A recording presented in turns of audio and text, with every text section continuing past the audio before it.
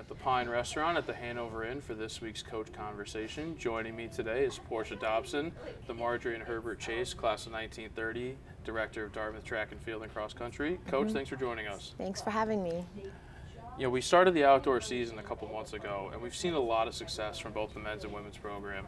Can you just touch a little bit on that? Yeah, I think we've had great momentum coming off of the indoor season, of course, and our team's very, very excited to get into the outdoor season. I think outdoor track and field is what most track and field athletes are excited about across the country. We began during our spring break trips going to some warm places in Florida and North Carolina, and then remaining local and then traveling a bit again. So I think that the travel schedule is exciting for the team. So mentally they were preparing to perform at a high level at these destinations. But I would say on both the men's and women's side, we definitely have some highlighted athletes, some standout athletes across the board.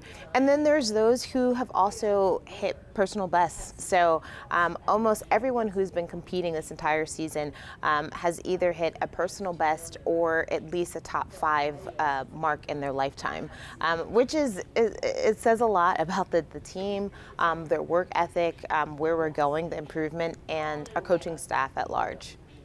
So you talk about all the success, and of course, we're getting into championship season. This weekend we have the Ivy League Outdoor Championships down at Penn.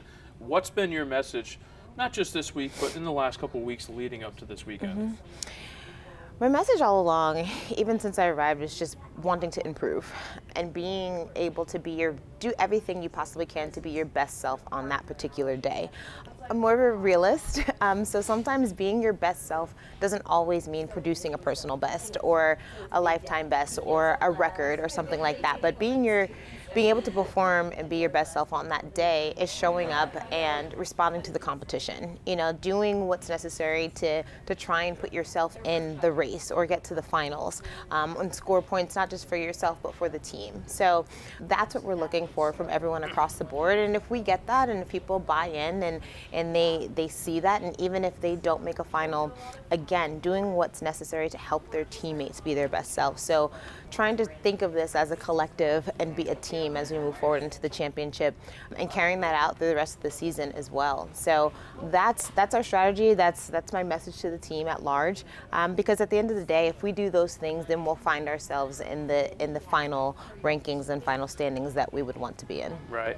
Can you start to see some excitement, you know, coming through the team now, some of the athletes, as we get a little bit closer, just a few days away? Absolutely. It's, you know, in the Ivy League, when you utter the word HEPS, you know, it definitely sends different feelings and chills through everybody who is involved. So our team knows that this is happening. They've been waiting for this moment. But it's a mixed emotions, right? It's a lot of excitement from a lot of the upperclassmen. And if you take a deep dive in, we have a lot of seniors, and then we have a lot of a lot of first years and sophomores. So there's nervousness as well, and that really comes from them knowing that they're all immediate impact players and they can make a difference. So there's that expectation, but we try to let them know that those feelings of the expectation are great, because that means that you're someone who can contribute at large.